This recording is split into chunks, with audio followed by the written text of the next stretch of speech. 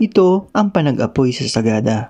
Ang panag-apoy na ang ibig sabihin ay lighting a fire ay isang tradisyon sa Sagada Mountain Province na ginaganap tuwing November 1 bilang pag-aalaala sa mga mahal nila sa buhay na sumakabilang buhay.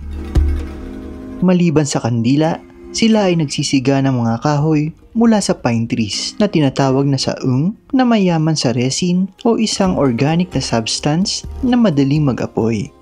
Ang mga kahoy nito ay binabasbasa ng pari sa Church of St. Mary the Virgin at isa-isa ding binabasa ang mga pangalan ng mga nangamatay na mahal sa buhay bago naman mag-umpisa ang panag-apoy sa sementeryo kung saan nagsasama-sama ang mga pamilya upang magdasal at magnilay-nilay.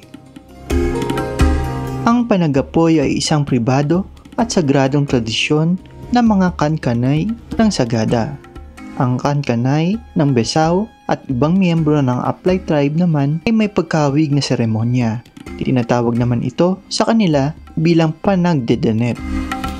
Patuloy na isinasagawa ang tradisyon bilang pagpapakita ng kanilang pagpapahalaga sa kultura na minanapan nila sa kanilang mga ninuno at bilang pagrespeto sa mga yumaong kamag-anak. Nag-uumpisa ang tradisyon sa bandang hapon at umaabot ng gabi na siya ding dinarayo ng mga turista.